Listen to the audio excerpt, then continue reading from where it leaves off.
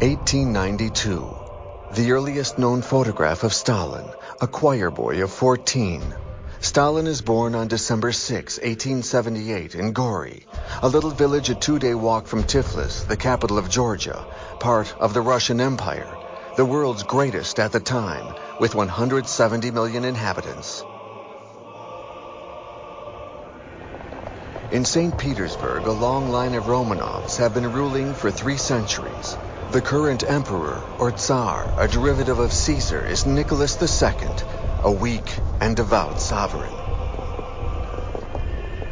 Stalin's Georgia is a rough country in the Caucasus, where Turkish, Armenian, Kurdish, and Jewish minorities struggle to coexist.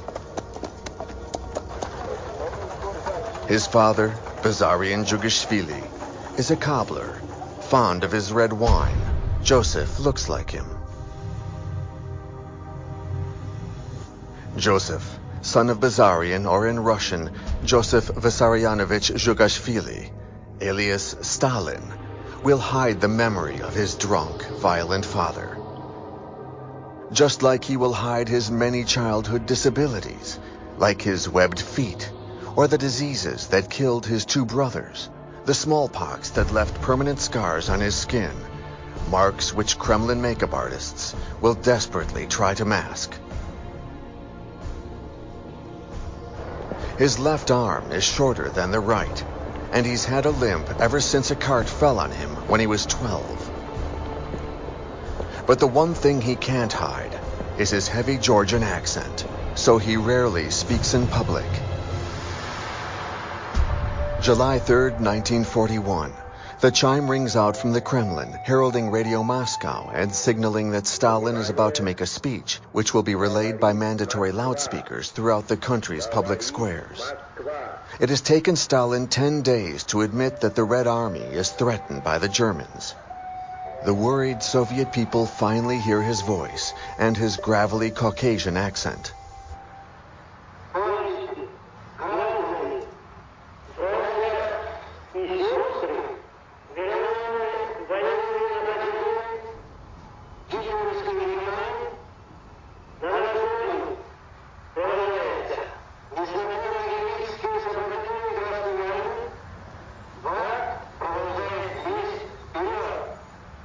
Serafina Panisenko, a young nurse, is in the crowd.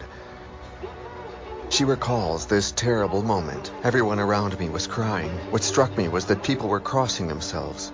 They were praying. But we were taught at school that God doesn't exist. Stalin, the new God, persecutor of the church, was educated in a seminary. Thanks to a scholarship, he entered the seminary in 1894 at 16. His exceptional memory and his singing voice had been singled out. A seminary education was the wish of Ekaterina, his mother. Despite being a pious woman, she beat him as often as his father did. Stalin has always preferred to forget his family and hide them away. Once he's in power, he returns to his childhood home and, like any dutiful son, he visits his mother. She asks him what he does now, and Stalin replies, "Do you remember the Tsar? Well, I've become a sort of Tsar." She replies, "You would have been better off becoming a priest." His mother didn't want him to stay in their village and become a cobbler like his father had hoped. Sending him away to the seminary was her choice.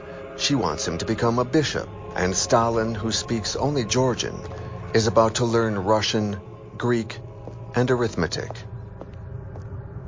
He is still a teenager who writes poems like this one. The lark, singing its chirping hymn, soars high above the clouds. Meanwhile, the nightingale intones with sweet, mellifluous sounds.